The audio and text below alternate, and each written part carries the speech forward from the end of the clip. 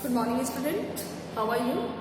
Today we are starting our history का remaining topic of the displacing indigenous people, the 10th chapter of history class 11, and today we will discuss about the mutual perceptions.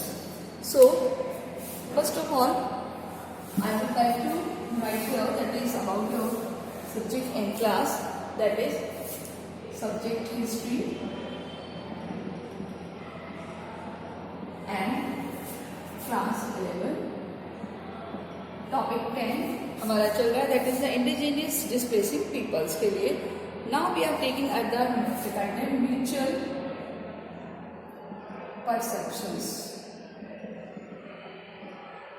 Mutual perceptions in the sense कि what about the ideology of persons regarding to the Europe Americans.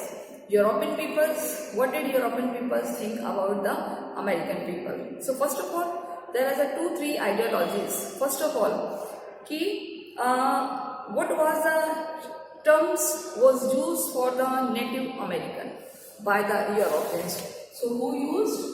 Europeans. Europeans used the term for Native American, यानी कि native Americans के लिए जो European जो terms use करते थे वो क्या टर्म है? Clear? So that is the uncivilised. क्या टर्म है वो? अनसिविलाइज्ड, जिसको हम कहते हैं असभ्य. तो यहाँ पर हमारा क्वेश्चन प्रिपेयर होगा कि which term used by the European for the native Americans. Native Americans के लिए कौन सी टर्म यूज की गई है? And that is the uncivilised. So what is the meaning of civilised? What is the meaning of civilized person according to European? यानी Europeans के according civilised person क्या होता है? वो क्या कहते हैं? Civilised person defined civilized people in terms of literacy. Europeans define civilized people. क्या कहते हैं वो civilized people के बारे में? In terms of literacy, in terms of literacy, यानी कि वो व्यक्ति कैसा होना चाहिए? पढ़ा लिखा होना चाहिए. And organized religion and organized religion, यानी उनके पास अपना एक रिलीजन होना चाहिए. And organisation and organisation.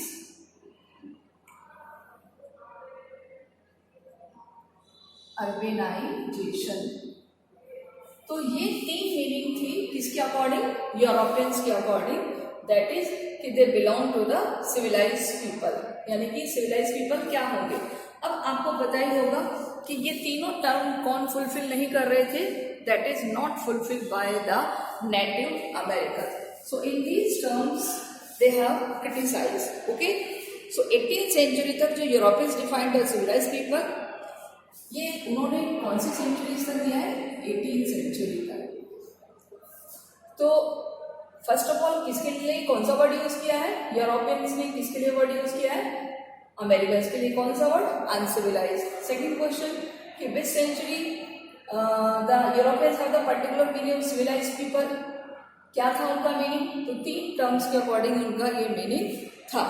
Okay, next we will discuss about the American को क्या कहकर करा गया है? Uncivilised people. Okay, now the French philosopher.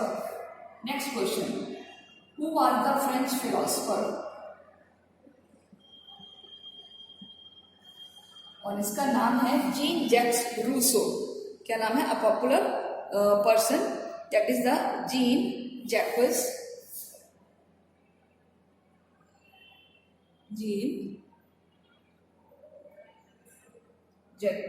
Rousseau.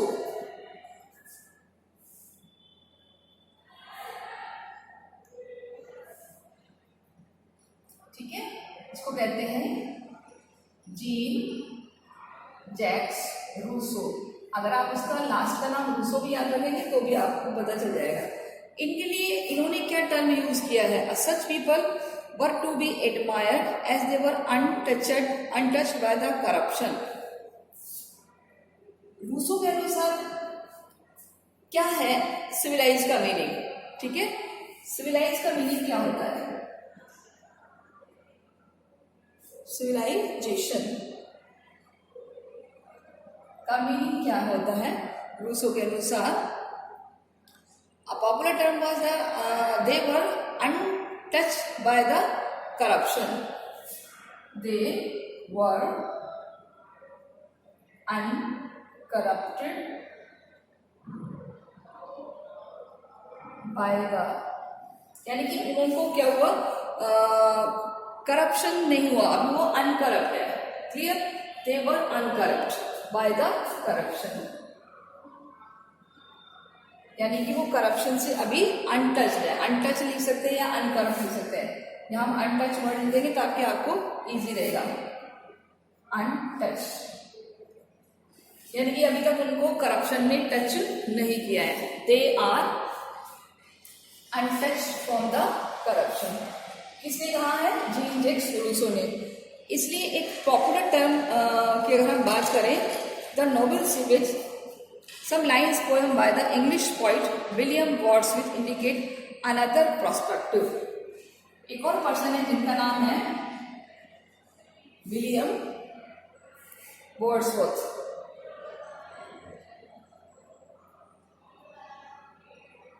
Clear, William Wordsworth क्या यूज कर रहे हैं, the noble सिविज,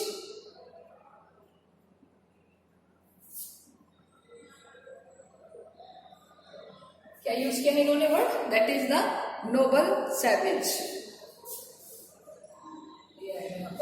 Nobel savage. The some lines of the poem by English poet William Wordsworth indicate another perspective. Clear, तो किसने इनको Nobel सिविज कहा है, Nobel सिविज का मीनिंग होता है एक उत्तम जंगली,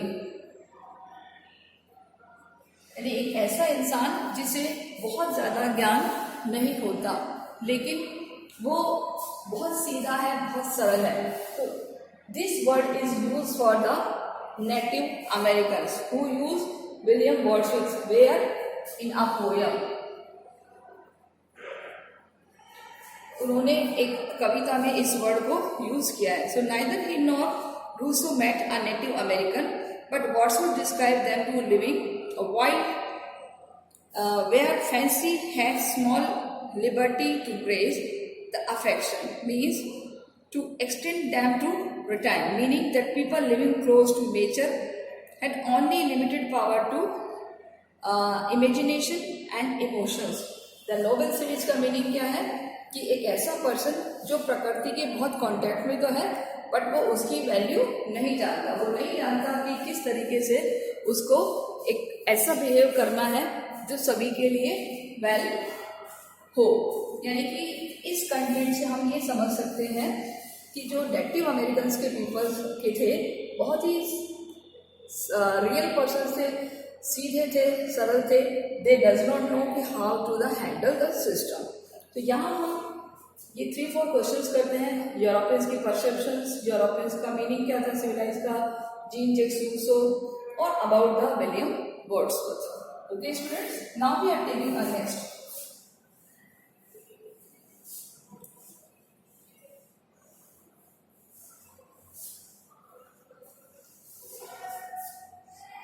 देखिए, जो यूरोपियन पीपल्स आए थे that was they want to become more rich, बहुत ज़्यादा रिच बनना चाहते थे। क्यों रिच बनना चाहते थे, बिकॉज जो नेटिव अमेरिकन्स की जो लैंड थी उसमें बहुत सारे नेचुरल रिसोर्सेज थे। अमेरिकन पीपल्स को नहीं पता था the value of the resources, so most of they want to use their resources, so most of your want to become their rich through the some items which mostly found in the America. So यहाँ हम आप question prepare करेंगे कि what are the reasons for European become more rich. क्या बनना चाहते थे, more rich person बनना चाहते थे। क्लियर? तो सबसे पहले हम इनका आंसर सर्च करेंगे कि good they exchange with the Europeans were gifts, क्योंकि जो नेटिव पर्सन्स थे, नेटिव पर्सन्स एक्सचेंज, जो भी चीजें वो एक्सचेंज करते थे, exchange with the Europeans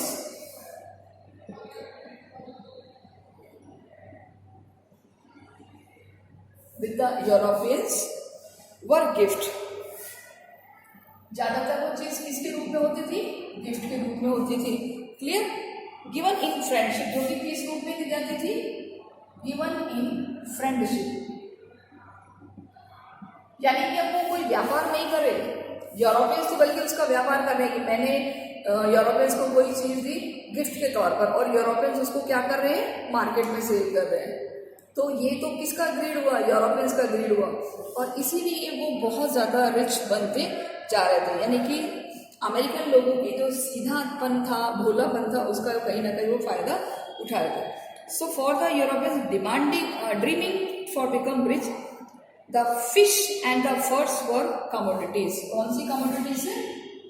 the commodity, कौन सी से? Fish and fur, with the fish and furs। ये एक तरीके से वहां पर बहुत ज्यादा मिलती थी, वर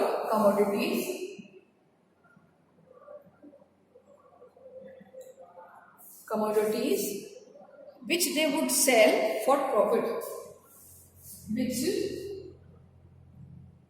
they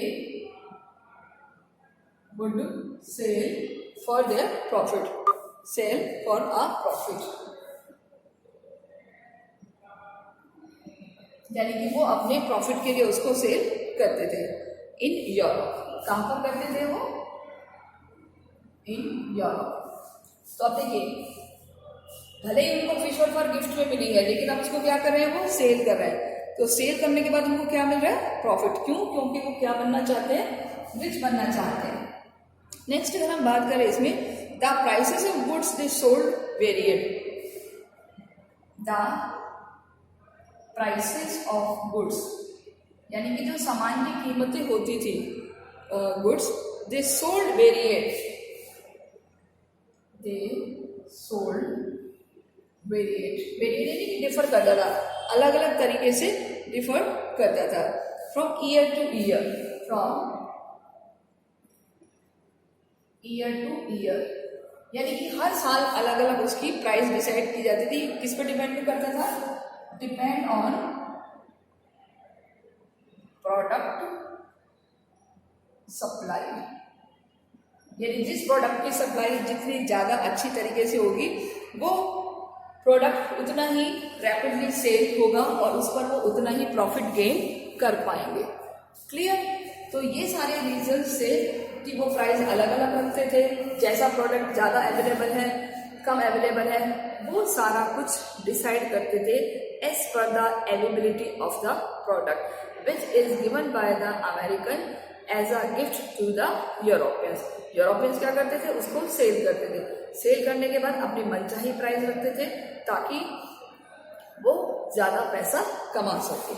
okay, the native could not understand this, they had no sense to market of far away Europe। Native American को नहीं पता था कि क्या होता है मार्केट, कैसे सेल किया जा सकता। सो दे वर puzzled by the fact that the European traders sometimes gave them a lot of things to exchange for our goods। कि कई बार यूरोपियंस उनको बहुत ज्यादा चीज देते हैं एक्सचेंज के बदले, उनको तो प्रॉफिट हो रहा है ना, अब उनको और चाहिए। अमेरिकन बेचारे सीधे थे कि उन्होंने हमें कुछ दिया तो बदले में हम उनको फिश और फर दें, है ना। तो ये कुछ समझ नहीं पाए। They were also saddened by the greed of Europeans. Europeans की इस चीज को वो नहीं समझ पा रहे। In the impatience get first, they had slaughtered 100 of the beavers। ठीक है, यानी कि कई बार तो उन्होंने कई सारे जो बीवर्स होते हैं, बीवर्स मतलब जो रोएदार एक तरीके से काइंड ऑफ एनिमल है ये, तो उनको उन्होंने बहुत ज्यादा मार भी दिया था केवल उनके लालच की वजह। And the native were very uneasy to fearing that the animals would take revenge from this destruction. वो नहीं जानते थे कि इसका क्या destructions हो सकता है. Okay? So following the first European who were traders were those who came to settle in America. तो इसीलिए जो फर्स्ट सेटलर है अमेरिका में वो कौन बन गए? यूरोपियन. तो यहाँ पर क्वेश्चन क्या बनेगा? Who was the first settlers in North America? कौन बना था? European traders. ठीक है, कौन बने थे? European traders. क्या बन गए थे? First settlers. कौन सी सेंचुरी में? 17th सेंचुरी में. इन 17th सेंचुरी. क्लियर? तो 17th सेंचुरी में वो वहां के सेटलर्स बन गए थे. Now there were the group of Europeans who were being persecuted because they were a different sent to the Christianity. बहुत सारे लोग अब वहां पर शिफ्ट होना चाहते थे. हम इसका एक अलग से क्वेश्चन बना रहे हैं कि जो ट्रेडर्स थे वो तो शिफ्ट होना चाहते ही थे. और क्या रीजन था कि यूरोपियंस वहां शिफ्ट होना चाहते थे? Okay, why did Europeans shift in America? America में यूरोपियंस क्यों शिफ्ट होना चाहते थे? तो हम यहां से बात करेंगे. They were of a different sect of Christianity. सबसे पहले they were different sect of Christianity. मतलब वो क्रिश्चियन की दूसरी ब्रांच से थे.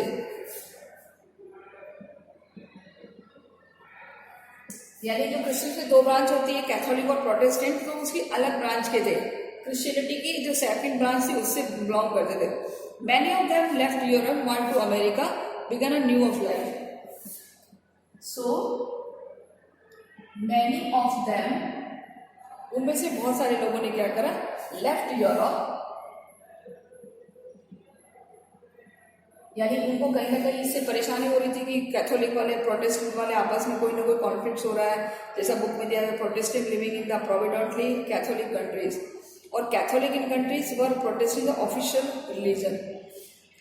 कि वहाँ का ऑफिशियल रिलीजन प्रोटेस्टेंटिज्म था और कैथोलिज्म को बड़ी परेशानी हो रही थी. तो इसलिए भी उन्होंने वहाँ से लीव करना बेटर समझा. इसलिए बहुत सारे पीपल ने यूरोप को लेफ्ट कर दिया और went to America and went to America for begin a new life. For begin a new life. एक नए जीवन की शुरुआत के लिए वहां पर उन्होंने सेट होना शुरू कर दिया था. Clear? As long as there was vacant land, because in America there was lot of vacant land. यानी कि जो वहां पर जमीन थी वो कैसी थी? वैकेंट थी, बहुत खाली थी. ठीक है? So this was not a problem. यानी फिर उनको रहने की कोई प्रॉब्लम नहीं थी. But gradually Europeans move to the further inland near native villages. Europeans move to further places. कहां पर जाना शुरू कर दिया उन्होंने? Move to further places near the native village. Near the native villages, पास के गांव में जाना शुरू कर दिया. They use to their iron tools. They use to their iron tools. वो अपने आयरन टूल्स को यूज करते थे टू कट डाउन,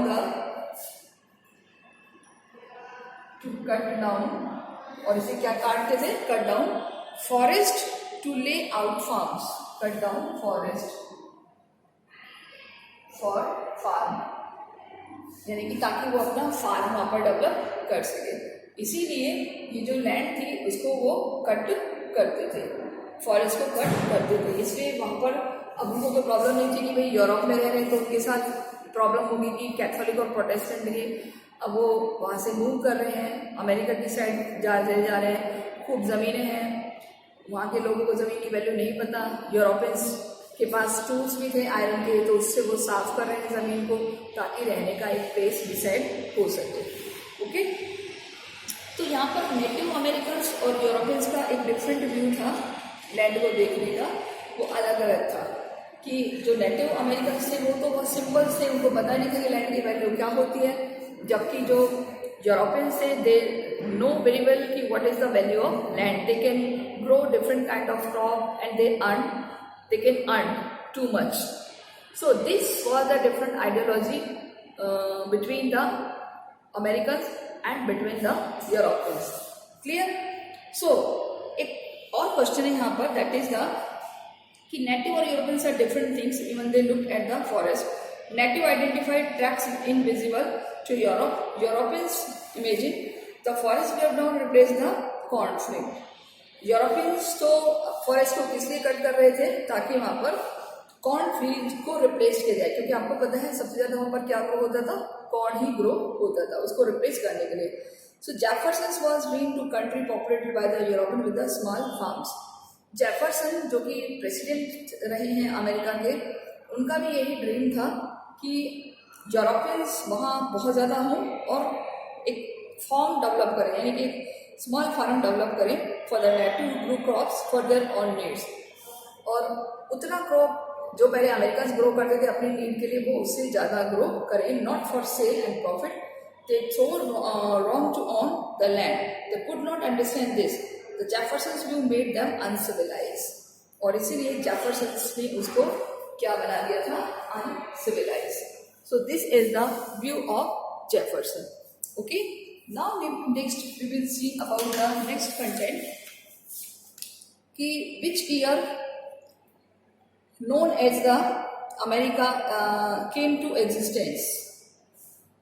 USA यानी अमेरिका और Canada came to existence in 18th century। 18वीं शताब्दी में इनका अस्तित्व सामने आया, कनाडा का और यूनाइटेड स्टेट ऑफ अमेरिका का। कैसे आया कि दे occupied only the fiction they land they now cover. अब उन्होंने अपने लैंड को कवर करना शुरू कर दिया। भाई एक टाइम के बाद धीरे धीरे सब में समझ आने लग जाती है। So they have covered their land over the next 100 and extend their control over more territory. और ज़्यादातर टेरिटरी पर उन्होंने अपना कंट्रोल करना शुरू कर दिया, यानी अब उनकी लैंड को कोई नहीं ले सकता था। इसके अलावा दे reduced to the present size. The large area was acquired by the USA by purchase. They brought land from the south from France, यानी कि साउथ की जमीन जो उसको फ्रांस ने कैप्चर किया था वो उनसे उन्होंने परचेज कर ली। And the Russia, Alaska and by war much of the southern USA was won from Mexico.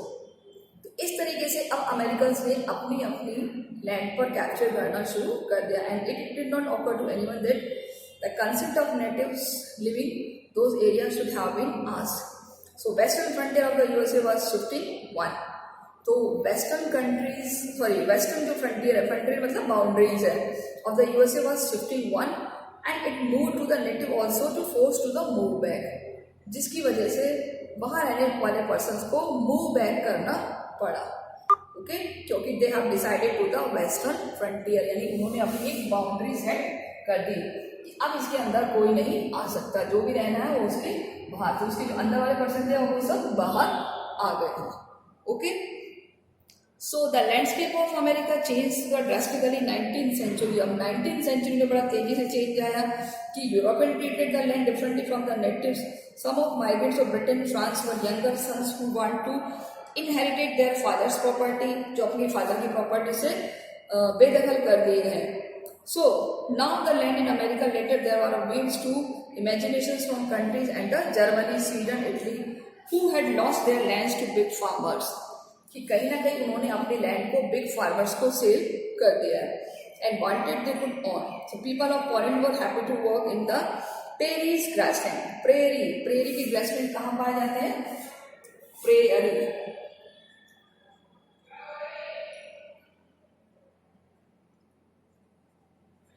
Grassland कहाँ पर मिलते हैं प्रेरी के grassland? That is Poland were happy to work in the prairies grassland to remain the stem for the homes. Poland,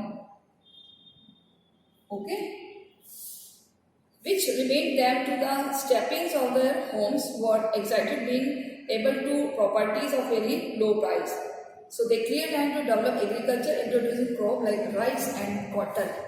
जो उनकी permanent crop होती थी, अब उसको ग्रो करना छोड़ करके नई क्रॉप को इंट्रोड्यूस किया है. तो which crop introduce?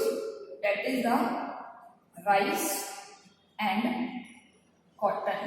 Which crop introduce? Rice and क्या बोलते हैं? Cotton. Clear? And they could now grow Europe, therefore could be sold there profit. So to protect their huge farm from wild animals, wolves and the mountains lions, these were hunted extinction. They fell totally sources only with the invention of barbed wire in 1873. अब उन्होंने क्या करना शुरू कर दिया? बार्बेड मतलब कंटीले तार, इससे उसको कवर करना शुरू कर दिया 1873 में. यानी कि अब उस क्रॉप को कोई भी डेंजर नहीं पहुंचा सकता, उस क्रॉप को कोई भी हार्म नहीं पहुंचा सकता, क्योंकि अब उन्होंने उसको क्या कर दिया है? कवर अप कर दिया. सो आपके इसमें कुछ डेट्स वगैरह दिए हुए कनाडा और यूएसए की, तो आप ये भी आपको करने. 1803 को Louisiana purchase from France. Louisiana एक अमेरिका का सिटी है जिसने फ्रांस से लैंड परचेज किया, और natives of USA move to the reserves. इसके अलावा justice Marshall's judgment, American gold rush, American civil war, ये आप कर लेना 61 से 65. अमेरिकन इंडियंस वॉर यानी जो रेड इंडियंस के साथ उनका वॉर हुआ है. इसके अलावा द बाइसन ऑलमोस्ट एक्सटर्मिनेटेड यानी बाइसन जो शिकार करते थे, जिस बाइसन बफेलो का, अब वो धीरे धीरे नष्ट होने लग गई थी 1890 तक, और end of the American frontier. इस तरीके से कुछ आपको ये अमेरिकन से रिलेटेड थिंग्स याद करनी है.